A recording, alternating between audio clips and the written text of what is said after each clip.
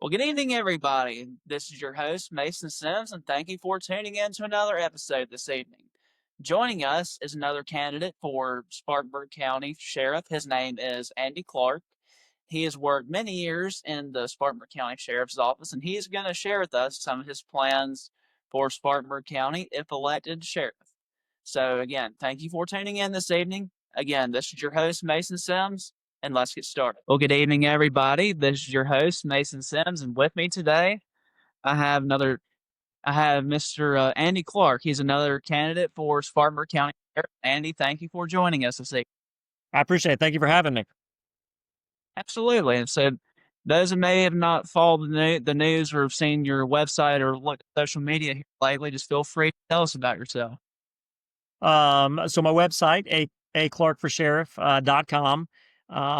Again, I'm running for sheriff of Spartanburg County. I have 23 years of law enforcement experience. 3 of those coming at the beginning of my career at Spartanburg Public Safety Department, where I was a public safety officer. And basically, I would patrol the area, and then if a fire call came in, I was a certified firefighter.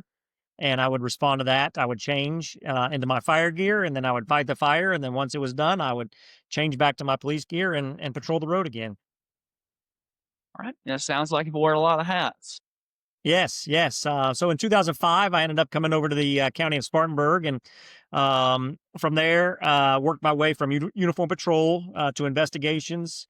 And then from investigations, I ended up in admin 2015. So I did 10 years in admin, being over the records management system there at the Spartanburg County Sheriff's Office. So I was responsible for records management and uh, just the networking of everything, along with the National Crime Information Computer, which houses the criminal justice information system. So I was over that. So criminal justice information is handled like HIPAA, to where it's extremely private, and just using that to where we don't release information that doesn't need to be released.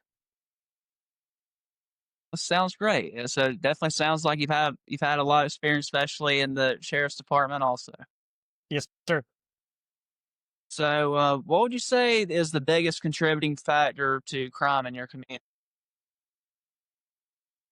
Uh, I would say that unfortunately, it's you sort of lead back to, I want to say, the mental health aspect, and then the drugs. Again, some people can't afford health care. Some people can't afford the drugs that go along with the health care. So they tend to get it from other places.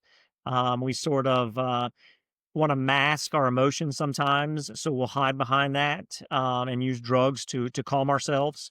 So I think a drug is a problem within Spartanburg County. I think a lot of it's hidden, to where it's not as prevalent as what we normally can see. But yes, I think we do have a drug problem here in Spartanburg County, along with gangs.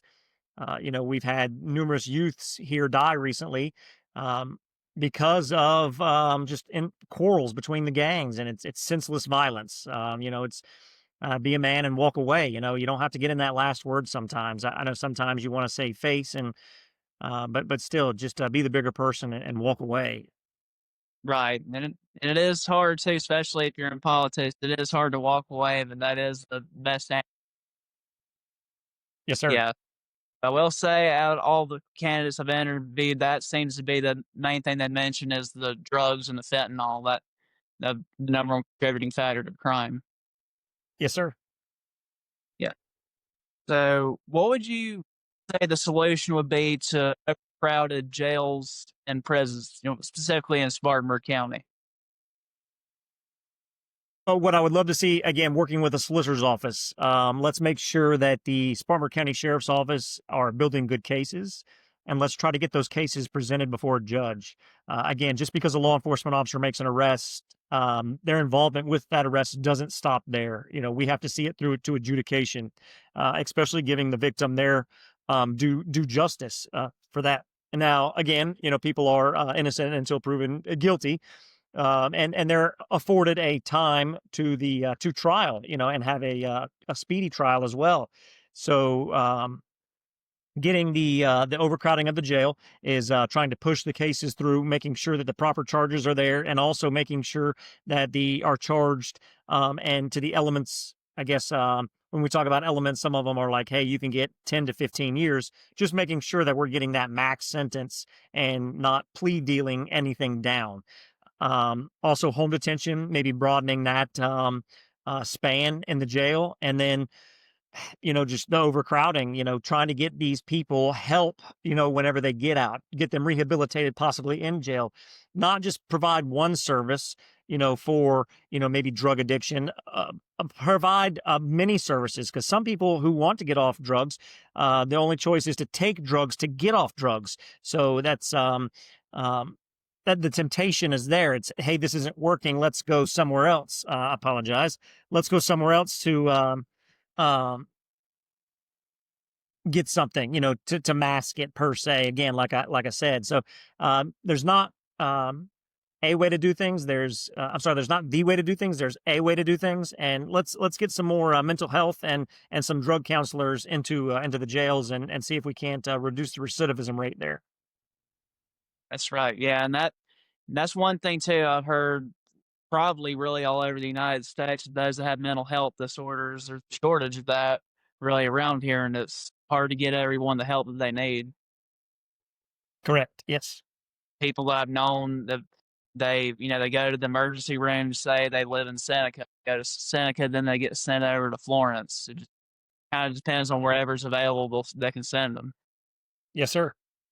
Yes, I would agree with that. Yes, we definitely need to address the shortage of uh, counselors and mental health to address mental health issues.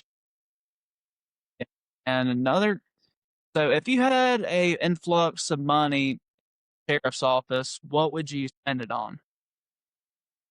Let's take care of our officers first and civilians there at the sheriff's office. Doing a study around and seeing what is comparable pay for everybody, and getting them paid for what they're worth. Right now, they're on the low end, and they take pride in protecting the people here in Spartanburg County, and let's get them paid. Um, I've been there. I've been through furlough days where I had to take days off without pay, so because the county just mismanaged their money back in the day, and there's been 5 years I think went without a pay raise, and it's time to catch up to everybody. Again, Spartanburg County should be the example. We're the second largest county within the upstate. So again, we're competing with Greenville, and Greenville's got a lot going, but why can't Spartanburg be, one Spartanburg, and work together, and let's be the example. Let's let Greenville want to be Spartanburg. I think it's time for a change, and with the growth as well within the area, let's see the fruits of the labors that Spartanburg County has brought these people in, and show the love for the officers again. And the growth is only getting worse. Houses are going up every day, and these people need to be protected. So let's recruit some good quality candidates, and let's retain the best officers we have right now in the force. Right, and that's actually one thing our mayor Neasley was criticized for is increasing the millage. Now, part of that actually went to raising the pay for police officers and firefighters in the city of Neasley.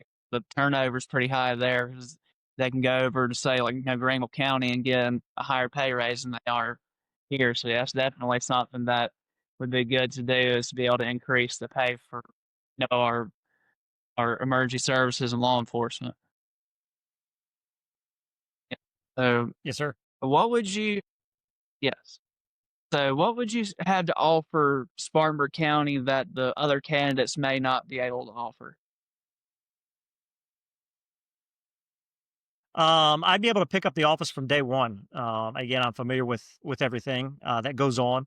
Um, just being through everything, being through uniform patrol, through investigations, coming from a different agency, being a different first responder as well, aside from police, being that firefighter aspect, working some at the jail, learning the ins and outs of that.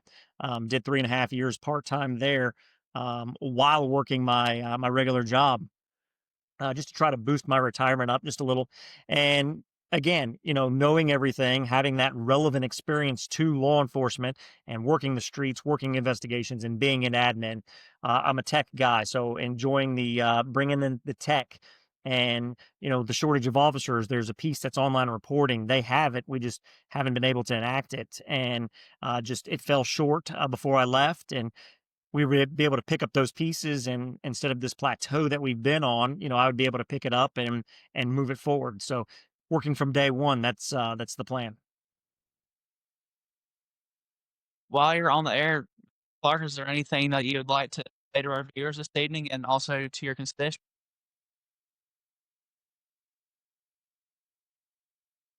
So again, have faith in our officers. They're doing the best they can. Thank them if you're out and see them. And for the people, I'm here for the people. That's who I protect, who I want to serve, and that's who's going to elect me to serve them. And be available, be transparent with them, bring them in if they have questions. Let's answer them any way we can. And to the best that we can through transparency. Hold us accountable. Hold me accountable. Again, the sheriff is the face of the agency, and you have your workhorses up underneath you. A span of control, having a great command staff, and just trust. That's all I ask, is the people to trust in me. And from my work experience, you see what I've done, and I just pray that they make the right choice and vote Andy Clark come August 5th. Well, Andy, I've certainly appreciated wish you the best of luck in your upcoming campaign and the rest of the journey on the campaign. Well, I appreciate you having me on here, Devin. I'm sorry, Mason. I appreciate it. Thank you. Absolutely. Hope you had a good 4th of July weekend. Thank you, and be careful this weekend. Have a good one. And that concludes our show for this evening. If you have not already, please feel free to click like, share, and subscribe to our YouTube channel for future updates, and also follow our Facebook page as well. I hope that everyone has had a great week so far and also have a good upcoming 4th of July weekend. So stay tuned on our YouTube and Facebook pages for future updates, and feel free to drop in the comments section of some guests or topics that you would like for me to cover in the upcoming weeks. So again, thank you for tuning in this evening. Good night to all, and God bless America. Thank you.